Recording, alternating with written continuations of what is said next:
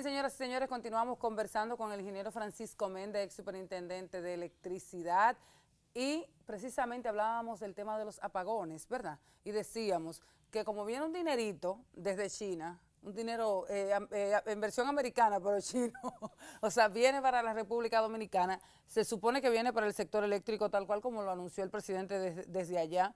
Y también vemos que por ahí habrán otros dineros. Lástima que esos otros dineros que como quiera la República Dominicana tendrá que pagar, porque el BID no es un regalo que nos va a hacer. O sea, no sean aprovechables realmente en la necesidad del país.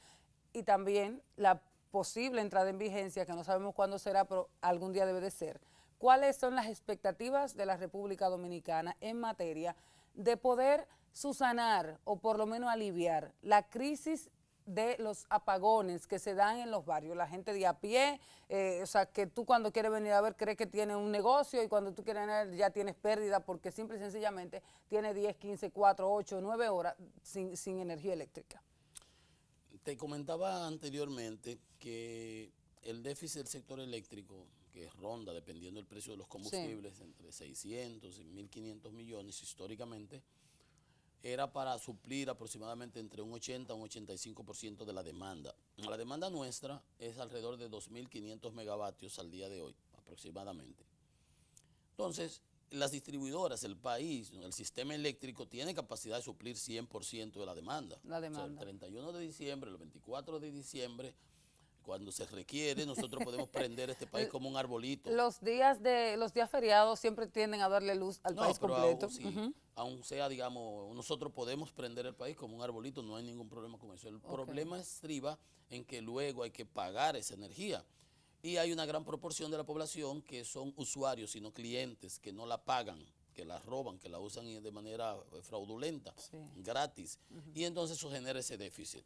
O sea que significa que nosotros, para poder manejar el déficit ese que el gobierno aporta, esos recursos, tiene que darlo el gobierno del presupuesto central, dejar de darle a la educación, a la tanda extendida, a las cosas infantiles, etcétera, salud, etcétera, educación, tiene que transferírselo al barril sin fondo de la industria eléctrica para gasto corriente, que las distribuidoras puedan pagarle a los generadores y poder suplir ese 80-85% de la demanda. Luego, en consecuencia, tenemos un 15-20% de déficit. Déficit significa que hay barrios, hay comunidades, hay sectores que no están pagando la energía. No, donde no se le da 24 horas. Y se le dan sus 8, 10, 11, 12, dependiendo la categoría del barrio en función de los niveles de pérdida que tenga.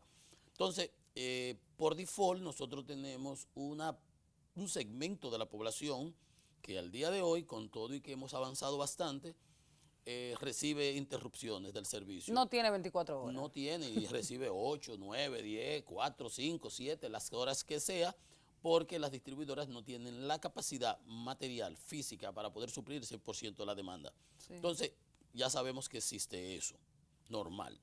Cuando se presentan problemas, por ejemplo, con la planta, por ejemplo, cuando explotó la planta de AES por el problema del rayo, que hubo un problema. Que por cierto, ¿fue un problema o fue un boicot? ¿Cómo fue? No, para nada, eso es la paranoia que prima en este país. Esa es una planta privada, su negocio es vender electricidad.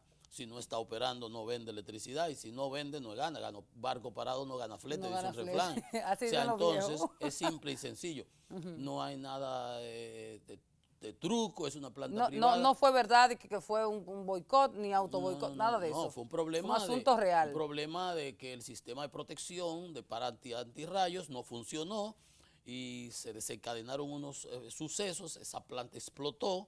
Hay fotos que dan grima, meten miedo, y eso tiene que cubrirlo el seguro. Ellos han traído unas unidades de Puerto Rico para suplir, porque ellos tienen unos contratos. Si no lo suplen, que fueron de las cosas que también la histeria que se formó aquí. A mí, siendo superintendente, se me iba a AES por mantenimiento, por la razón que fuera, y se me iba a Itabo. Eran las dos plantas más grandes del sistema. ¿Y qué? Entrábamos a San Felipe, en Puerto Plata, que la teníamos ahí, que no la operábamos. Entrábamos a una turbina Siemens de gas, que está de 100 megavatios aquí en el Parque de Jaina. ordenábamos a Coyentri, que siempre la teníamos parada por precio Por de los el asunto de combustibles, los que hoy precios. está operando, Sí, porque sí. el precio está barato. La entrábamos en operación, era un problema simplemente de costo. Claro. No sé por qué toda la histeria que se armó y que vamos a tener apagón en octubre y todas esas cosas que se dijeron, que no le vi ninguna razón de ser. Entonces, como te digo eso, te quiero significar que normalmente nosotros tenemos un racionamiento. Cuando se presenta algún tipo de problema, entonces ese racionamiento se incrementa. ¿Y qué significa eso? Que si nosotros teníamos un déficit de 200 megavatios y se magnifica y se llega a 300, 400 y dábamos en un barrio 8 horas, si le ponemos 2 horas más, imagínate, le subimos los apagones un 25%. Claro que sí. Si le damos a un barrio que recibía 24 horas de luz, 3 horas de apagones, ya se empieza a sentir. Claro. Y así sucesivamente. Entonces, esa es la realidad de la industria. Nosotros convivimos con eso. Por eso hay que hacer inversiones, indiscutiblemente. Yo de Catalina lo único que critiqué es para que el gobierno tenía que embarcarse en eso. Siempre lo he dicho, que eso lo podía haber hecho el sector privado. Es un proyecto importantísimo. Ya el gobierno prácticamente está en su etapa final. Eso entrará cualquier día de estos. El aporte de Catalina es aproximadamente de un 30% de la demanda actual. Te hablaba ahorita que son 2.500 megavatios. Sí, la demanda pico ajá, a las, digamos, 9 de la noche en el país, operando actualmente, total con consumo absoluto. Entonces esa planta impactará, digamos, en un 30% de la demanda. Pero cuando hablamos, por ejemplo, de que la planta Punta Catalina va a impactar en un 30% de la demanda, ahí volvemos otra vez a la operación que estaba haciendo hace un momentito, y era de lo que significaba, por ejemplo, operar cada una de las plantas, de que ahora mismo hay una gran ventaja, de que es que el combustible está barato, Sí. y por eso, obviamente, incluso operar Coyentris no es un escándalo, como en otros tiempos. Es correcto. En el caso particular, entonces sabemos que con Punta Catalina, entonces se supone que los costos deben ser muchos menores. ¿Hasta dónde pueden ser menores los costos de operar con Punta Catalina, aún con el combustible actual como está? Sí, bueno, el aporte que Punta Catalina representa un 30% de la demanda, Sí. Y representa una reducción del promedio. Esa será una planta que operará en base, igual que Itabo, igual que AES. Ella entrará en operación y no saldrá de ahí. Es una planta muy robusta, va a ser una planta muy grande, la más grande del sistema. Sí. Ya los problemas que le ocasionará al sistema eléctrico son de estabilidad, de confiabilidad y otros detallitos. Pero el aporte de ella, como te señalo, será en ese 30% que ella impacte en la reducción de precios del mercado marginal, del mercado spot, por ejemplo. O sea, aportará y será importante, pero es una planta que no va marginal, va a desplazar algunas otras unidades que hoy día sirven. Bueno, unidades que operan de motores diésel, que operan con fuel oil. ¿Cuáles son más o menos esas plantas? Hay unidades, por ejemplo, aquí en La Vega están el proyecto de La Vega, Palamar a La Vega, que son como 70 megavatios ahí en La Vega. Son diésel esas. Operan con bunker, con fuel oil número 6. Okay. No gasoil, el de los vehículos, sino Coyentri opera con gasoil. Okay. Hoy está operando, tiene todos estos años operando, porque el precio le ha facilitado. Exactamente. Muchas de esas unidades podrán ser desplazadas, pero son las que establecen el margen, el pico, el marginal. Entonces, al desplazar esas unidades, son unidades que de otra manera le dan al sistema un poco de confiabilidad. Estas son unas plantas muy robustas, son otros detalles que van a ir. El sistema eléctrico es un sistema, vamos a decir, viviente. Sí, es está algo vivo, es dinámico. Es dinámico, esa es la palabra, justamente, gracias. Sí. Es dinámico y así como vamos solucionando cosas, van surgiendo otras. Al tener unas plantas tan grandes necesitamos darle otras contingencias, hacer inversiones en la transmisión para que cuando tenga algún problema, y digamos tenemos, por Dios no lo quiera, por haber problema de blackout, tener plantas de arranque en negro, que podamos restablecer el sistema inmediatamente, tan pronto se corrija la situación que el percance. Necesitamos más confiabilidad, necesitamos inversiones en transmisión, necesitamos las inversiones en distribución y seguir invirtiendo en generación, en las renovables. La diversidad de renovables, y las renovables son muy bien porque contribuyen a abaratar el costo. Ahí entra Punta Catalina, ¿verdad? Bueno, Catalina no es renovable, es de carbón. Es de carbón. Sin embargo, tiene un bajo costo, su costo operativo es bajo, su costo variable de operación porque el carbón es más Porque el barato, carbón es más barato. comparado con los hidrocarburos. Entonces, pero por ejemplo la solar, la eólica, Ok, las sí, biomasas perfecto. que entren, son plantas, bueno, en el caso de la solar y la eólica, que abaratan los costos y van a producir, pero son plantas que no tienen potencia firme, no son garantizables, son muy variables. Claro, Si no claro. hay viento, no hay sol, no hay Dependen de las eólica condiciones. Ujú, meteorológicas. Si no hay, si hay un día nublado como hoy, como claro. un parque solar, prácticamente no te va a producir nada. No. Entonces, el sistema eléctrico no puede operar así. El sistema eléctrico necesita un La voltaje, estabilidad. una frecuencia, una estabilidad, una continuidad. Entonces, tú necesitas tener, claro, las renovables impactan el medio ambiente positivamente, impactan el precio, abaratan los costos porque no usan combustibles fósiles.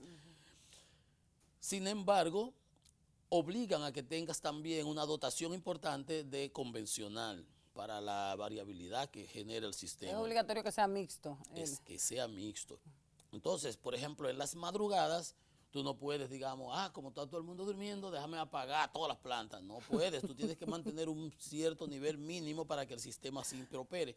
Son de No los podría parecer detallitos un genio con esa propuesta, de que estamos todos durmiendo, vamos a pagar toda la que plata. digamos que vamos que prácticamente nada más dejar las Catalinas operando. No, el sistema necesita un sinnúmero de características para que garantice esa confiabilidad, esa estabilidad. Entonces, todas esas son cosas técnicas que hay que trabajarlas. Y que hay que como tener, te y hay que digo, entenderla, y o al sea, es ser muy di- buena la y al explicación. ser dinámico, como tú señalas, crece todos los días, se generan problemas, aumenta la demanda y tú tienes que ir actualizando ese suministro con inversiones en infraestructura de generación, con infraestructura de distribución y en infraestructura de transmisión. Esto es un paquete.